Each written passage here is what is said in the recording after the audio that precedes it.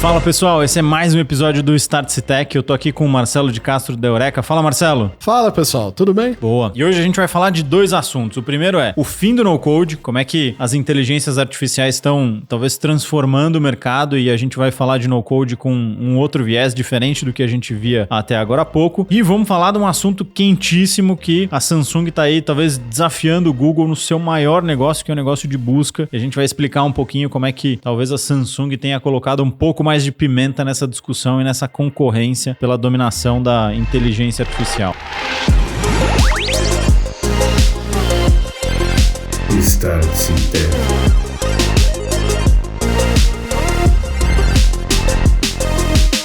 Mas para começar, acho que, Marcelo, a gente já fez episódio aqui sobre no-code, como é que isso transforma negócios e como é que a gente pode transformar o nosso dia a dia com isso, mas com toda essa história de inteligência artificial generativa e inteligência artificial que gera código, acho que a gente tá vendo uma próxima onda da transformação do no-code, né? A gente sempre foi os maiores evangelistas de no-code aqui. Você pode ver vários episódios que nós fizemos do Startse Tech falando exatamente disso. Cara, no-code transforma o negócio, no-code faz a sua ideia pro mercado mais rápido, você gasta menos pra testar, você gasta menos, assim, é bom, era uma grande ideia, mas, né, assunto repetitivo nosso aqui, não tem jeito, a coisa tá se desdobrando, cada dia a gente tem um desdobramento novo, que é, as IA generativas começaram, não vou dizer decretar o fim, mas quem sabe uma mudança brutal em como, por exemplo, o no-code, que já era um negócio que, ele já era uma forma facilitada de você programar, agora vem um cara que facilitou a facilitação. E aí, só pra gente lembrar um pouco de história, né? Quando a gente falou de no-code, aí, quem quiser se aprofundar, tem um episódio especificamente do Startse Tech sobre isso, mas a primeira, vamos dizer assim, a primeira onda do no-code, ela nasceu ali no começo dos anos 90 com o Visual Basic, né? Bill Gates apresentando o Visual Basic, que agora você arrastava e trazia caixinha, botão e não sei o que lá, e aí você construía o teu aplicativo. Você pega os caras de e-mail, acho que até no programa a gente fala que tem coisa desde a década de 70, mas aí era assim, né? Também a gente tava falando, né? Quem tinha computador em casa em 1970, na época em 70, eu acho que assim, era pouquíssima. A coisa começou a ficar quente mesmo ali, foi no final dos 70, início dos 80, com os computadores 8-bit, os Commodore, os Apple, e assim. Então não adianta falar muito do no-code desse jeito, porque você fala, tá, continuava sendo coisa de universitário, né? Então não... Aí quando você pega os anos 90, que a gente tá falando ali do Visual Basic, que permitia você interagir com o Windows sem saber programar em C++ ou em C puro, que você tinha que chamar as APIs do Windows, tudo. Pra quem não sabe, sim, gente, a API não é uma coisa que veio da internet, a API é uma coisa que vem desde muito tempo. Porque a API, na verdade, é uma forma que você diz que é uma interface. Você tá interfaceando um software com o outro. Pô, e o Visual Studio era sensacional. O negócio assim... Por quê? Porque você podia... Além de tudo, você podia programar em Basic. Era o Visual Basic no Visual Studio. E acho que o grande paradigma dessa época, e é o que perpetua até hoje nessa história de no-code, é esse conceito de clique e arrasta, né? Então, quando a gente fala de no-code hoje, até pouco tempo atrás, a gente estava falando de você construir uma aplicação clicando e arrastando. Arrasta uma imagem para cá, arrasta um botão e faz não sei o que lá. Só que, acho que a transformação que a gente está vendo é de 1991, quando foi lançado o Visual Basic, que criou esse conceito. Até... Que é o Easy, para quem é curioso, procura sobre o EasyWig. Escreve com W, com 2 Ws, né? Que é uma sigla em inglês para o que você vê é o que você recebe. Quem tiver interessando, tem os RAD, que são os RADs, que é o Rapid... Não tem 2 A's, é uma só, que é o Rapid Application Development. Quem tiver interesse em se aprofundar no assunto, o Visual Basic é isso aí, ele é o carro-chefe dessas duas tecnologias. E é o que já tá aí desde 91. Então, todo mundo falava de no-code nessa história de clique e arrasta e de algo visual, de fato, né?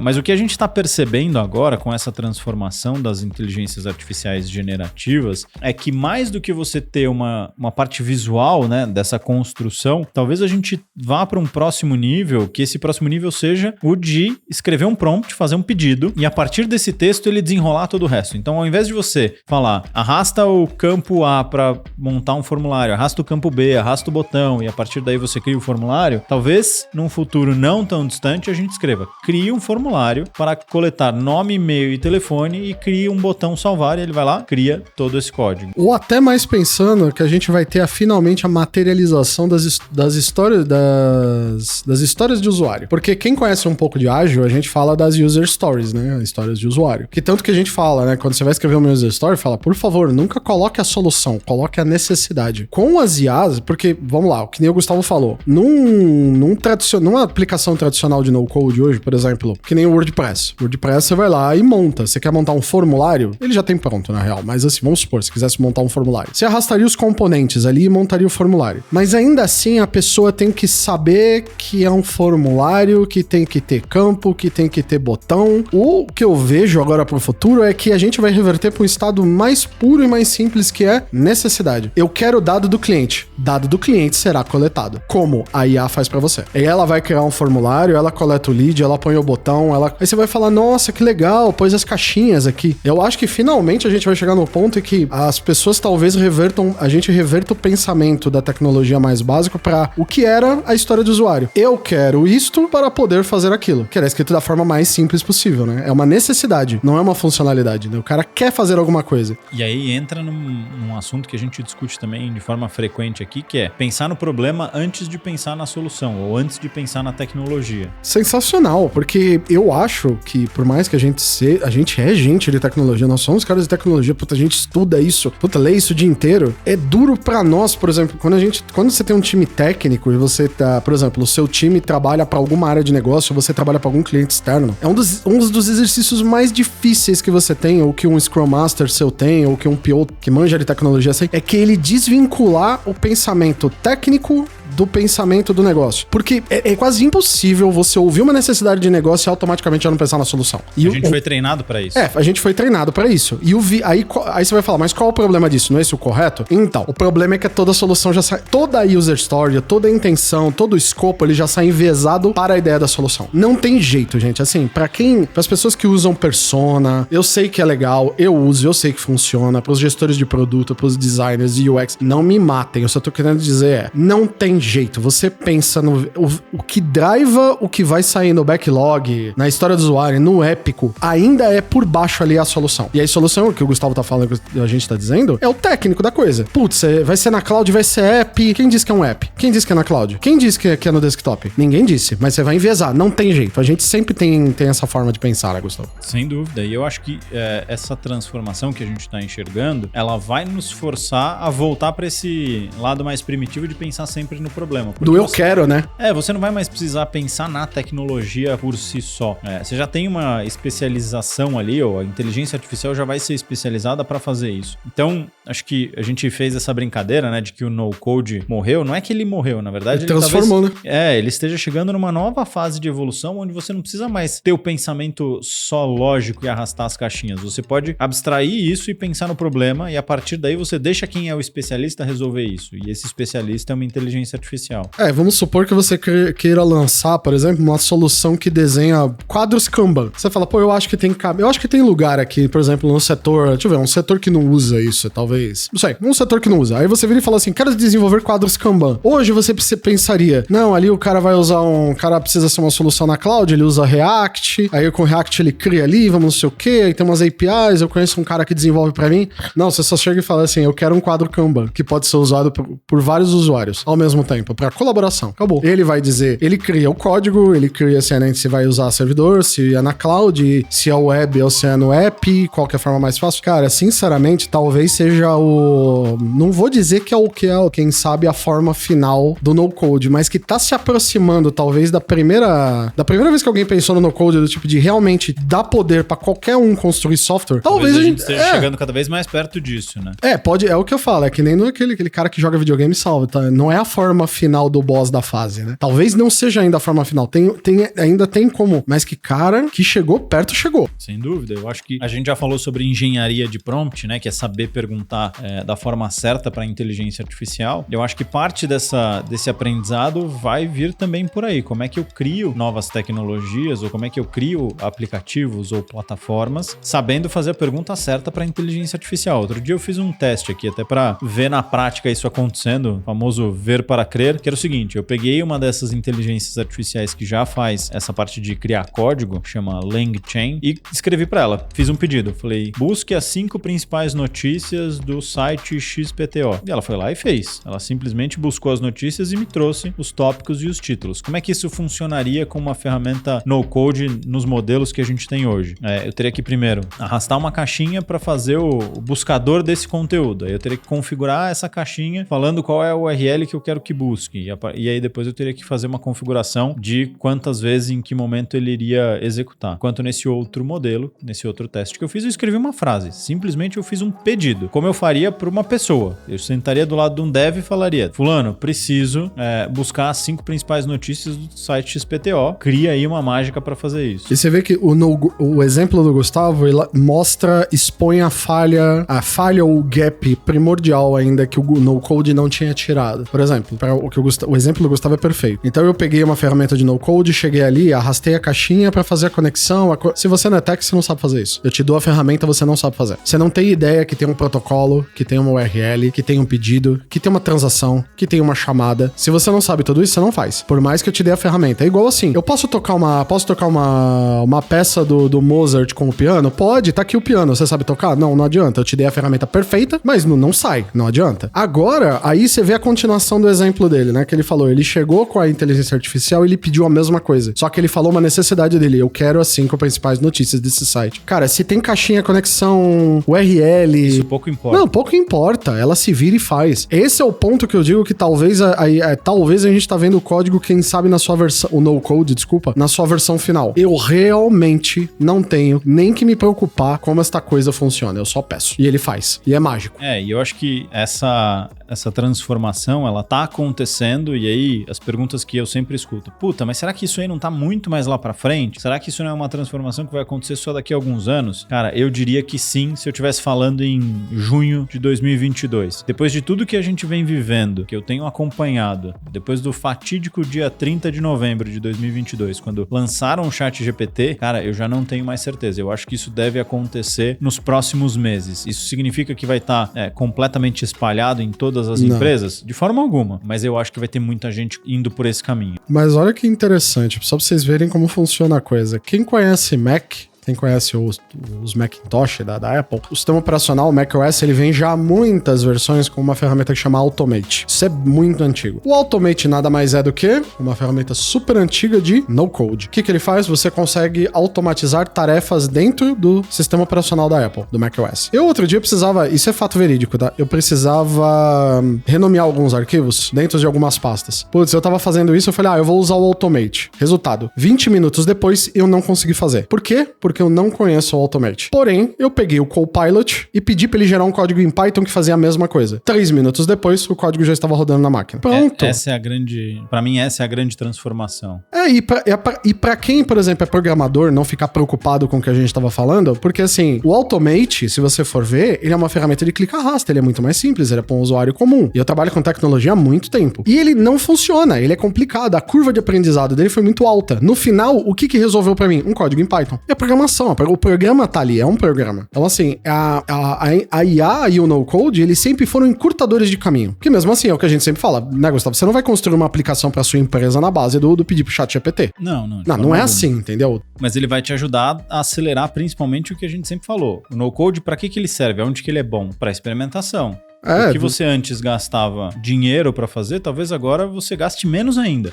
É que nem, você quer fazer uma aplicação que tem uma API. Você vira e fala, me dá o código do banco, me dá o código da API e me dá o código que consome essa API, que chama essa API. Pronto. Ele vai resolver. Mas vai ser sua aplicação de negócio em cima disso que você vai rodar? Obviamente que não. O que você vai ter que fazer? Aí você chega pro programador e fala, olha, vamos desenvolver essa ideia aqui. Desenvolver no sentido de, vamos fazer o design, o conceito e a proposta estão aqui. Vamos fazer virar realidade. Acabou. É isso. Ele vai ser o acelerador, como a gente sempre falou. Só que a grande transformação é que ao invés de você clicar e arrastar e ter que ter uma curva de aprendizado da ferramenta de no-code, agora você talvez tenha que só saber escrever, saber pedir. Essa é a charada, né, cara? Matamos a curva de aprendizado da ferramenta do no-code. Eu acho que se puder resumir o que foi essa transformação, porque é o caso do Gustavo, ele pediu uma coisa que dá pra fazer com a ferramenta de no-code. Eu tentei usar uma ferramenta de no-code e pra mim foi mais complicado do que pedir pra inteligência artificial gerar um código em Python pra mim, né? Aí eles vão falar, mas você sabe rodar o código em Python. Então, mas naquela situação era mais rápido que a ferramenta no code. E a evolução tá indo muito pra esse caminho de você nem precisar mais saber do código, né? É, aí que tá. Que é um pouco desse teste que eu comentei que eu fiz. Eu simplesmente fiz o pedido, escrevi uma frase. E a partir daí ele fez todo o resto. E acabou. Eu não tive que escrever mais nada. Pra quem conhece Ágil, quem conhece Backlog, histórias de usuário, a gente chegou no ponto que você dá a história de usuário pra máquina e a máquina interpreta. Ela constrói. Acabou, né? Então, acho que tem um movimento de transformação importante aí, que na minha cabeça todo mundo deveria estar de olho, porque se realmente a gente chegar num futuro muito próximo, onde você escreve uma frase e você tem o resultado, independente se é um código que vai escrever, se é uma ação que vai ser executada em uma outra plataforma, não importa o que é, mas se você pede pra inteligência artificial e ela acha formas de resolver isso pra você, cara, na minha cabeça todo líder deveria ter essa habilidade. Todo líder e todo profissional deveria ter essa habilidade de saber perguntar pra inteligência artificial, né? É, assim, a gente fala muito da parte técnica ali, né? Outro dia eu vi que com o Copilot da Microsoft que vai integrar no Office, falaram assim, uma das profissões, assim, os caras que trabalham ali batendo planilha o dia inteiro, cara, pode ficar assustado, que muito do seu trabalho vai desaparecer. Então a gente tem é muito costume, assim, em termos, né? Mas é muito mais fácil a gente jogar esse termo genérico do cara que é o técnico, ou a pessoa que tá ali na operação, que o trabalho dela vai ser fortemente impactado por essas tecnologias. Líder, empreendedor, se leva que tá ouvindo a gente. Cara, se você não entender como isto funciona, quem entender... Tem vantagem. Tem vantagem. Bom, e eu acho que essa briga de inteligência artificial, ela é desde do indivíduo, de aprender, até as grandes empresas de tecnologia, né? A gente vê e fala muito sobre o quanto as Big Techs estão brigando aí por esse mercado, enfim. A OpenAI que fez uma transformação gigantesca no mercado, a Microsoft fez um investimento super estratégico na OpenAI, Google que tá ali meio que se debatendo e descobrindo, tentando achar qual que é o caminho para esse mercado, a Amazon que nos últimos dias também lançou o seu pacote de inteligência artificial atrelado ao seu serviço de cloud. Então, enfim, é um assunto que tá todo mundo discutindo, é importante se aprofundar para não ficar por fora, porque essa transformação ela tá vindo muito mais rápida do que qualquer um de nós poderia imaginar, né? Eu já ouvi falar coisas assim, que tem empresa que colocou o ChatGPT no firewall. Não, os usuários, os meus funcionários não vão usar isso. Então, aí eu ouvi por todas as justificativas erradas por que isso. Não, porque ele vai divulgar informações que não pode, porque ele vai... Então, gente, primeiro assim, ó, é a tal da coisa. A gente falou isso várias vezes. Não adianta ficar no caminho da coisa. Se você... É melhor você educar os seus colaboradores a usar o ChatGPT como uma ferramenta, ou não o ChatGPT, ou qualquer outra coisa, né? É melhor ensinar do que proibir. Assim, sempre. Porque a empresa que usar e treinar o colaborador e capacitar o colaborador a usar a inteligência artificial é melhor. Você pode falar pro seu engenheiro de rede, ou seu gerente de TI, falar, coloca no firewall, ninguém vai usar. Ou o seu gerente de TI, ou o seu CTO fala assim, não, eu vejo um risco gravíssimo aqui, vamos tirar vamos pôr no firewall, ninguém vai usar. Tá, tudo bem. É assim, quem usar tem uma vantagem. Aí vai falar, não, mas existem 1000 riscos pra tudo, gente. A gente já falou isso aqui em outro episódio. O dinheiro também é tão perigoso quanto uma inteligência artificial. Ele é usado pro bem ou pro mal, né? Estimule o uso correto da ferramenta dentro do ambiente de trabalho. Não, e o impacto pode ser gigantesco se você não aprender a usar isso ou não aplicar isso no dia a dia do teu negócio. E aí vamos entrar numa seara aqui, que é a segunda parte do podcast, que é com relação ao Google. Google, ele vem, desde o lançamento do ChatGPT, sofrendo e sendo pressionado porque o negócio deles está sendo impactado. Não, e é uma ironia monstruosa, né? Que o Gustavo fala sempre disso, né? Se você for ver os estudos, quanto conhecimento o Google gerou sobre a inteligência artificial nesses últimos anos... É maior do que todas as universidades. Não, é monstruoso. Mas eles não produtificaram a IA. Eles ficaram muito com ela ali no laboratório, testa, notícia, polêmica. Eu lembro do Google que soltou a inteligência artificial que cria inteligência artificial e ela foi desligada porque eles ficaram assustados. Teve o cara lá que teve um romance com a IA lá e deu polêmica. Só que a gente não viu o Google aplicar isso a nada. A gente viu, talvez ele... Não, mas ali o Gmail usava... Cara, de novo, não... É muito simplista, é muito tímido. Veio o ChatGPT que soltou aquele, né? Soltou pros usuários e falou, conversa com o negócio e interage com ele. E olha o impacto que teve no mundo. Sim, sem dúvida. E aí, assim, quais foram os impactos disso pro Google, né? Acho que, primeiro, a Microsoft fez um investimento extremamente acertado e estratégico, e nesse investimento conseguiu ressurgir ressurgir, tirar das cinzas o Bing, né? Que ninguém lembrava mais que esse negócio existia. Não, o Bing era um negócio assim que, né, quem usava era era funcionário da Microsoft, provavelmente. Né? Não, você usava pra pesquisar, pra baixar o Google Chrome, né? É dali que você baixava o Google Chrome, né? Aí você fechava o Edge, fecha o Google Chrome e nunca mais você vai olhar a cara dos dois. Então, acho que o primeiro impacto e a primeira pancada foi essa, né? De ressurgir um concorrente que antes pro Google era quase que nem considerado como concorrente. Só que tem um desenvolvimento novo, né? Tem um rumor que tá rolando aí no mercado, e esse é um negócio pesado, que esse acho que assusta bem o Google, que é o seguinte: hoje os celulares da Samsung saem todos com Android e com o Google como principal buscador, né? Isso é padrão, já sai de fábrica assim. E estão saindo rumores de que a Samsung tá pensando numa possível parceria com a Microsoft, e agora todos os celulares da Samsung saírem com o Bing ao invés do Google. Então tem rumores aí rolando no mercado sobre isso. Não sei, essa é daquelas que fala assim, o que você pensa sobre? Eu falei, acho que eu não sei o que pensar, só sei o que sentir. É bizarro, né? É chocante.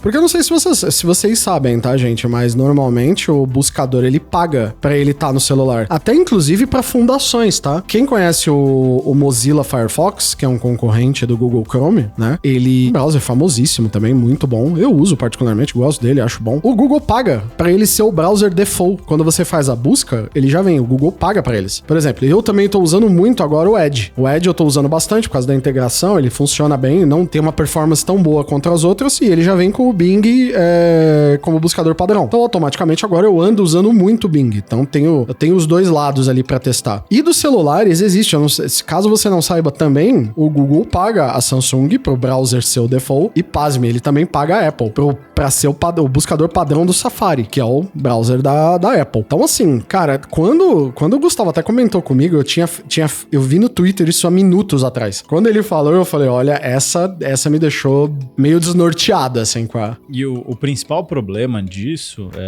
são dois, na verdade, né? Se a Samsung fizer essa mudança, estima-se que tenham hoje mais ou menos 1 bilhão de devices, de dispositivos Samsung ativos no mercado. Ou seja, a Samsung vai tirar do Google esse fluxo de pessoas. E aí, o que acontece? O Google vive do quê? O Google vive de coletar dados e vender publicidade. Só que isso só faz sentido se eles têm muita gente. Ou seja, se eles perdem uma base considerável de usuários, isso vai impactar o cerne do negócio do Google, que é capturar dados e vender isso como inteligência de anúncio. Entenderam por que eu tô dizendo que é chocante ver um negócio desse? Porque, assim, o negócio da inteligência artificial botou o Google contra as cordas, como qualquer empresa grande do setor, a concorrente dela vai e lança um produto disruptivo. Não tem jeito. Você vai meio ali pras cordas, porque todo mundo olha pra você, aponta o dedo e fala, e agora? O que você vai fazer? O Google tava nisso daí, mas assim, né, era IA. Na parte de buscador, ele não tem o que falar. O mercado é todo dele. Só que assim, a Microsoft acertou com o Bing, ele funciona muito melhor, já é integrado com inteligência artificial, ele roda muito bem nos browsers, o Edge funciona muito bem, então assim, se eu uso o Edge, você acaba usando o Bing mesmo, porque ele já tá pronto ali e funciona. Agora, você dizer que assim, qual é a maior base de celular instalada que tem no mundo? Android. Os maiores fabricantes que tem, Samsung. E a Samsung pivota pra não usar mais o Google e começar a usar o concorrente? Isso transforma, assim, na minha análise aqui muito superficial desse rumor, cara, é a primeira vez em 25 anos que alguém põe em risco o negócio principal do Google. Negócio esse que vale 162 bilhões de dólares, cara. Assim, é um baque. A Microsoft soube atacar o Google, assim, primeiro na parte da IA, porque ela viu o potencial do ChatGPT e falou, opa, eu já botava dinheiro aí, galera, toma mais essa grana aqui, vamos fazer esse negócio ficar melhor. Tô tranquilo aqui, saiu na frente. Só que o Google ainda falou, tudo bem, eu tô perdendo nesse ramo, eu tenho tempo pra trabalhar. Mas quando ela leva essa do lado, agora ela levou um de esquerda, agora levou outro de direita, é difícil, hein?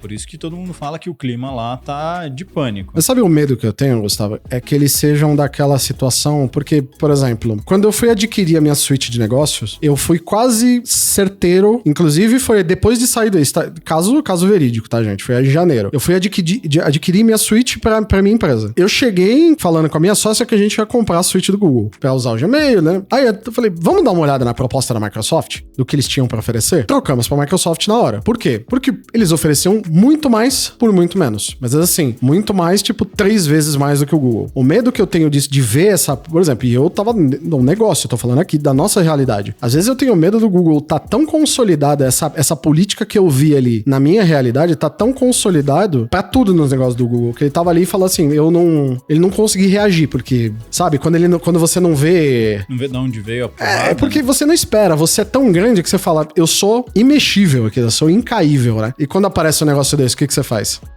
Esse acho que é o grande teste pro Google. No mínimo é abrir a carteira, né? Se eles conseguem voltar a ser a startup que eles foram um dia. Eles hoje viraram uma grande corporação e talvez o grande desafio deles esteja em voltar a ser uma startup e conseguir fazer essa mudança de negócio. Mas eu queria trazer um outro assunto aqui nessa linha, que em toda essa briga, em toda essa história, cara, a Apple tá... quieta. Super quieta. E assim, a Apple tem hoje, isso reportado por eles no último relatório de acionistas, 2 bilhões de devices ativos, entre Apple Watch, iPad, iPhone, enfim, tudo isso. Só que, a hora que a gente olha para a Apple, ela não correria esse risco do Google, né? Porque ela é dona do software e do hardware. Ela controla as duas pontas. E sempre foi super criticada por isso, né? Não, o negócio da Apple é pequeno, é todo consolidado, é todo travado, porque o Google tem... Todos os celulares roda até na pedra no gnomo do seu jardim, porque não sei o quê. Cara, é impressionante que eu sempre ouvia isso e falava,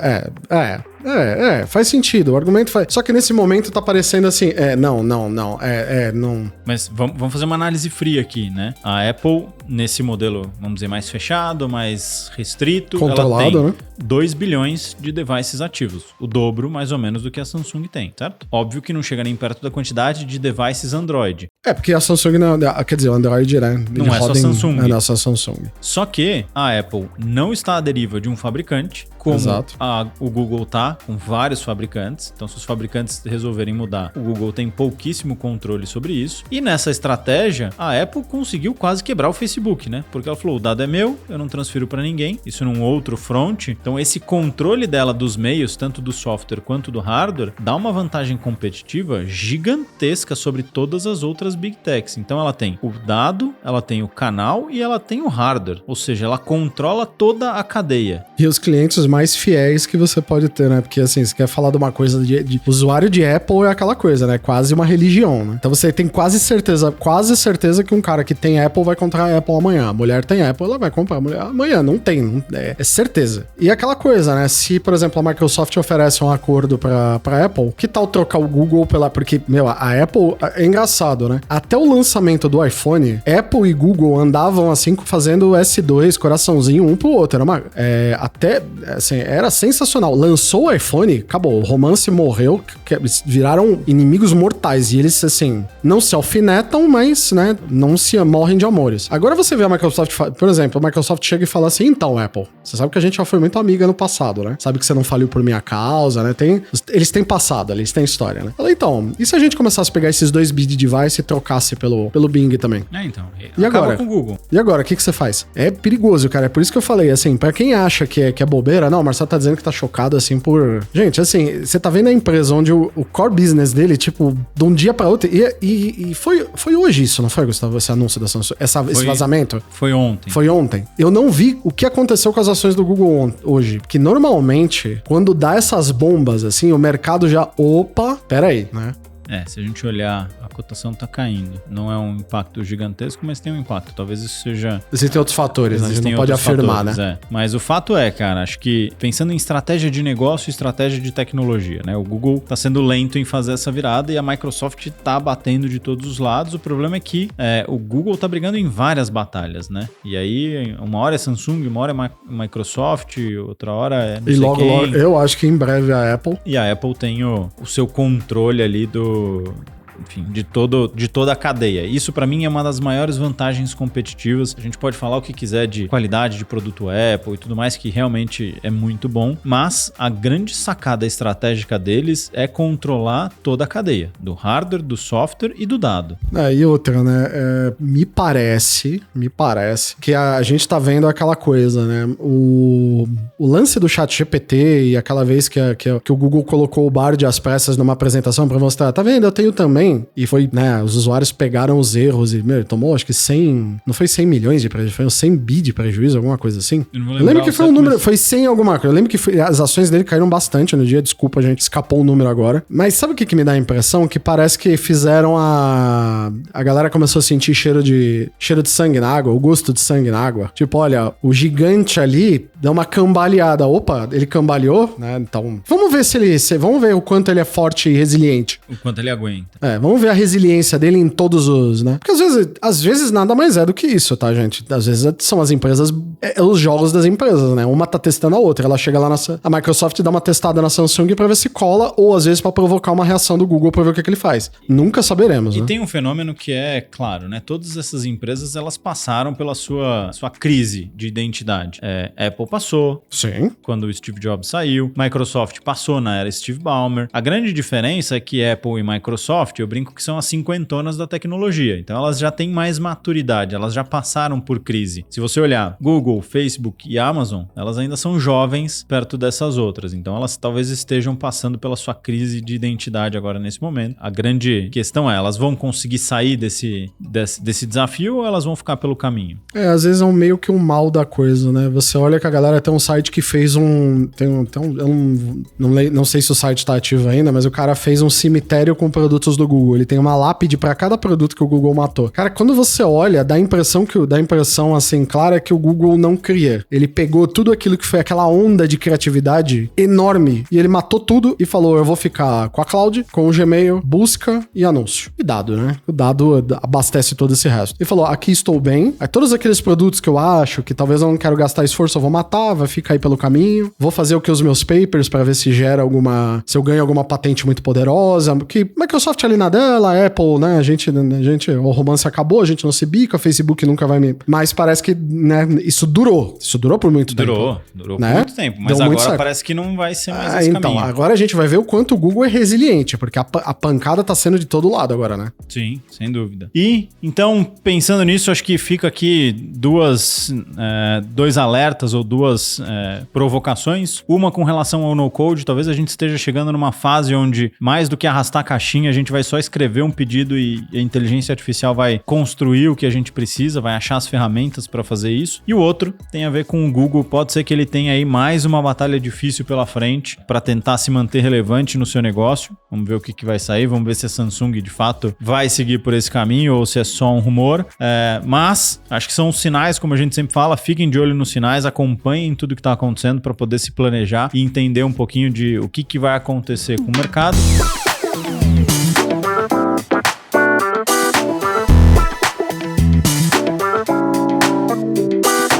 Então, a gente fica por aqui. Esse foi mais um episódio do Startse Tech. Até uma próxima. Obrigado, Marcelo. Falou. Um abraço, pessoal.